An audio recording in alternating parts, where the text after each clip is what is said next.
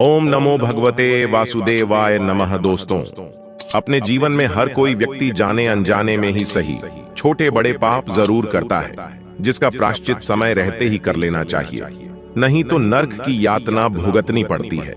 इन्हीं सब पापों को क्षण भर में ही नाश करने वाली एकादशी है पाप मोचनी एकादशी।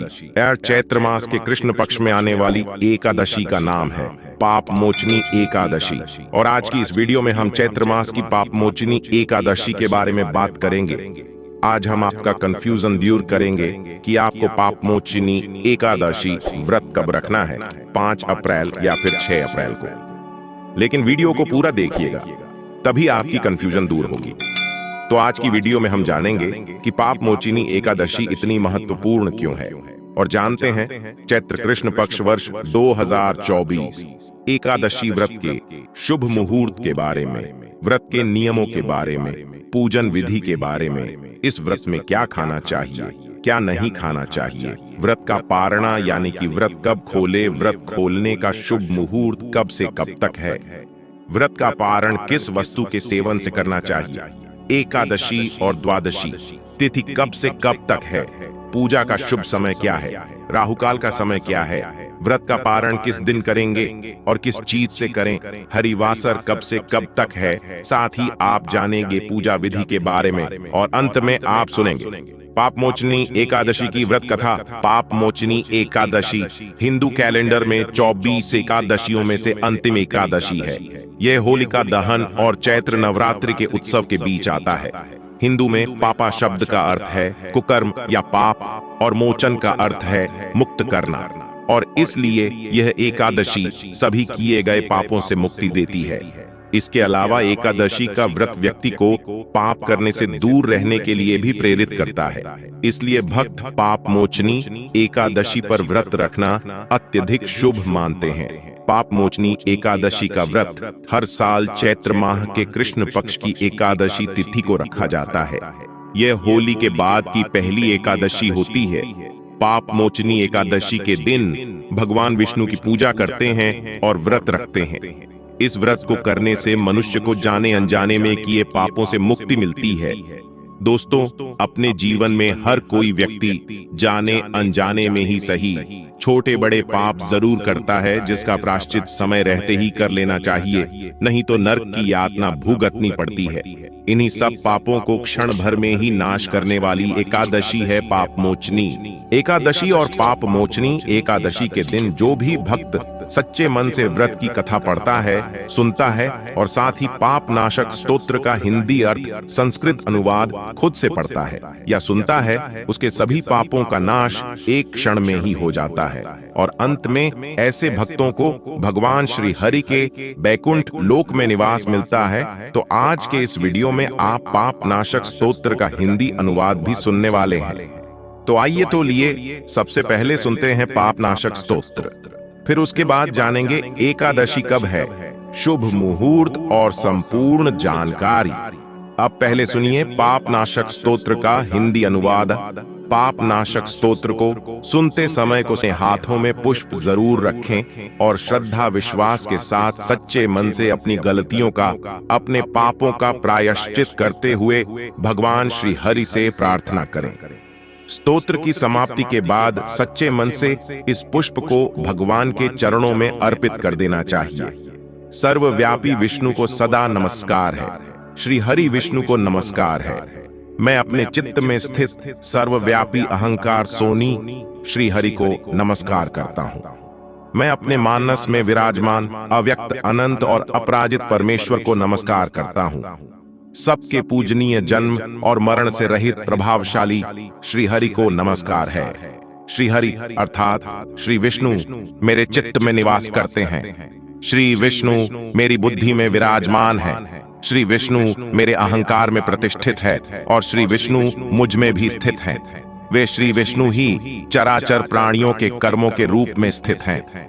उनके चिंतन से मेरे पापों का नाश हो, जो ध्यान करने पर पापों का हरण करते हैं और भावना करने से स्वप्न में दर्शन देते हैं। देवराज इंद्र के अनुज शरणागत जनों का दुख दूर करने वाले उन पापहारी से विष्णु को मैं नमस्कार करता हूँ। मैं इस निराधार जगत में अज्ञान अंधकार में डूबते हुए को हाथ का सहारा देने वाले परात्पर स्वरूप और श्री विष्णु के सम्मुख नतमस्तक होता हूँ। हे परमेश्वर प्रभु, हे कमल नयन परमात्मा, हे ऋषिकेश आपको नमस्कारम। हे इंद्रियों के स्वामी श्री विष्णु आपको नमस्कार है। इंद्र सिंह अनंत स्वरूप गोविंद, समस्त भूत प्राणियों की सृष्टि करने वाले केशव, मेरे द्वारा जो दुर्वचन कहा गया हो अथवा पाप पूर्ण चिंतन किया गया हो, मेरे उस पाप का प्रशमन कीजिए, आपको नमस्कार है। हे केशव, अपने मन के वश में होकर मैंने जो न करने योग्य अत्यंत उग्र पाप पूर्ण चिंतन किया है, उसे भी शांत कीजिए। हे परमार्थ परायण, हे ब्राह्मण प्रिय गोविंद, अपनी मर्यादा से कभी चित्त न होने वाले जगन्नाथ, जगत का भरण पोषण करने वाले देवेश्वर, मेरे पापों का विनाश कीजिए। मैंने मध्याह्न, अपराह्न, सायंकाल और रात्रि के समय जानते हुए अथवा अनजाने में शरीर, मन और वाणी के द्वारा जो पाप किया हो, हे पुंडरीकाक्ष, हे ऋषिकेश, हे माधव, आप इन तीनों नामों के उच्चारण से मेरे पाप झील हो जाएं, नाश हो जाएं। हे कमल नयन, हे लक्ष्मीपति इंद्रियों के स्वामी माधव, आज आप मेरे शरीर और वाणी द्वारा किए हुए पापों का हनन कीजिए। आज मैंने खाते सोते खड़े चलते अथवा जागते हुए मन, वाणी और शरीर से जो भी नीच, योनि और नरक की प्राप्ति कराने वाले सूक्ष्म अथवा स्थूल पाप किए हो, भगवान वासुदेव के नाम उच्चारण से वे सब विनाश हो जाएं, जो परब्रह्म परम धाम और परम पवित्र है, और श्री विष्णु के संकीर्तन से मेरे सभी पाप नष्ट हो जाएं, जिसको प्राप्त होकर ज्ञानी जन पुनः लौट कर नहीं आते, जो गंध स्पर्श आदि तन मात्राओं से रहित है। श्री विष्णु का वह परम पद मेरे संपूर्ण पापों का शमन करे। जो भी मनुष्य पाप मोचनी एकादशी के दिन श्रद्धा पूर्वक इस स्तोत्र का प्रथम अथवा श्रवण करता है, वह शरीर, मन और वाणी जनित समस्त पापों से छूट जाता है और समस्त पाप ग्रहों से मुक्त होकर भगवान श्री हरि के परम पद को प्राप्त हो जाता है। अब रसपान कीजिए। पाप मोचनी एकादशी की व्रत कथा, काज पाप मोचनी एकादशी की महिमा के बारे में स्वयं भगवान श्री कृष्ण ने धर्मराज युधिष्ठिर को बताया था।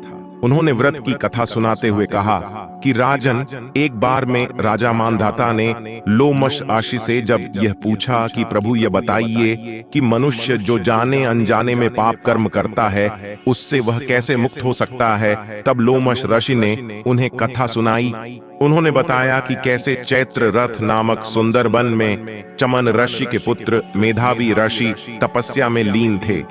तभी वहां मंजू कोसा नाम की एक अप्सरा आई, जो ऋषि पर मोहित हो गई और उन्हें अपनी ओर आकर्षित करने का प्रयास करने लगी। उसी समय कामदेव भी वहां से गुजर रहे थे। उनकी दृष्टि अप्सरा पर पड़ी तो उन्होंने भी उसकी मनोस्थिति समझते हुए उसकी सहायता की, जिससे अप्सरा अपने प्रयास में सफल हो गई और आर्षि काम पीड़ित हो गए, अप्सरा के वशीभूत हो गए। इसके बाद आर्षि शिव जी की तपस्या भूलकर उस अप्सरा के साथ रमण करने लगे और अपना सारा ध्यान तपस्या ध्यान खो बैठे। इस प्रकार उस सुंदरी अप्सरा के प्रेम में पड़कर उन्होंने अपने जीवन के कई वर्ष व्यर्थ ही गंवा दिए। बहुत लंबा समय बीत जाने के बाद एक दिन मंजू घोष ने महर्षि ऋषि से फिर से स्वर्ग लोक जाने की अनुमति मांगी, जिससे आर्षि को उस समय आत्मज्ञान हुआ कि उनके साथ छल किया गया है और उनकी तपस्या भंग हो गई है। इस प्रकार आर्षि को अपनी गलती का एहसास हुआ। यह सब जानकर आर्षि अत्यंत क्रोधित हो उठे और उन्होंने क्रोध के मारे मंजू कुशा को बदसूरत और पिशाचिनी बन जाने का श्राप दे दिया। इस प्रकार अपना सुंदर रूप खोकर वह अप्सरा अब अपनी गलती का प्रायश्चित करने लगी। उसे अपनी गलती पर पछतावा हो रहा था। तब आर्षि के चरणों में गिर गई और क्षमा मांगने लगी। कई प्रयासों के बाद आर्षि ने अपना क्रोध त्याग कर उसे चैत्र मास के कृष्ण पक्ष की एकादशी के दिन आने वाले इस व्रत के बारे में बताते हुए कहा कि अगर तुम अनुष्ठानों का पालन कर पूरे विधि विधान से इस व्रत को रखोगी, तब तुम्हें इस श्राप से भी मुक्ति मिल जाएगी। मंजू घोष ने ऋषि द्वारा बताए गए इस पाप मोचनी एकादशी व्रत को श्रद्धा और पूर्ण विश्वास के साथ नियमों का पालन करते हुए किया, जिससे उसे उसका खोया हुआ रूप और सौंदर्य वापस मिल गया। और वह ऋषि को धन्यवाद देती हुई वापस अपने स्वर्ग लोक को प्रस्थान कर गई। इस घटना के बाद मेधावी ऋषि अपने पिताजी के आश्रम में गए और सारी घटना को उन्हें विस्तार पूर्वक बताया। इस पर उनके पिता चमन ऋषि ने कहा कि प्रिय, यह तो तुमने बहुत बड़ी गलती की है, जिससे कि आज तुम भी इस पाप के भागीदार बन चुके हो। इसलिए तुम्हें भी यह पाप मोचनी एकादशी का व्रत अवश्य ही करना चाहिए। तब मेधावी ऋषि ने भी श्रद्धा, विश्वास और नियमों का पालन करते हुए इस व्रत को रखा, जिसके पुण्य प्रताप से वह ऋषि भी पाप मुक्त होकर अंत में बैकुंठ लोक को चले गए। पाप मोचनी एकादशी का व्रत सभी का एकादशी व्रतों में उत्तम माना गया है। इस एकादशी उपवास को रखने से सैकड़ों किए गए हमलों के समान फल की प्राप्ति होती है। एकादशी के दिन सूर्योदय से पहले उठकर स्नानादि से निवृत्त होकर व्रत रखने का संकल्प लेना चाहिए। फिर भगवान विष्णु का पूजन करते हुए हो सके तो अन्न और जल दोनों का ही त्याग करने का संकल्प लेकर व्रत प्रारंभ करें। यदि अन्न और जल त्याग करने की सामर्थ्य नहीं हो तो ऐसे में आप केवल अन्न का त्याग करने का संकल्प ले सकते हैं और इस व्रत को जल और फल दोनों के साथ ही रख सकते हैं। इस उपवास में दिन भर निराहार रहा जाता है, रात को भी निराहार ही रहना चाहिए। यदि आप निराहार नहीं रह पाते हैं तो शाम की पूजा करके फलाहार ग्रहण कर सकते हैं और अगले दिन सुबह यानी द्वादशी तिथि को शुभ मुहूर्त में आपको व्रत का पारणा यानी कि एकादशी का उपवास खोलना चाहिए। एकादशी नियमों के अनुसार व्रत का पारणा करने से पहले अपनी सामर्थ्य के अनुसार किसी योग्य जरूरतमंद व्यक्ति को कुछ ना कुछ दान देने के बाद ही यह व्रत खोला जाता है। आइए अब जानते हैं पाप मोचनी एकादशी कब से कब तक है, व्रत का पारणा कब करें। लेकिन उससे पहले अभी तक आपने वीडियो को लाइक नहीं किया है तो वीडियो को लाइक करके चैनल को सब्सक्राइब अवश्य कर लें।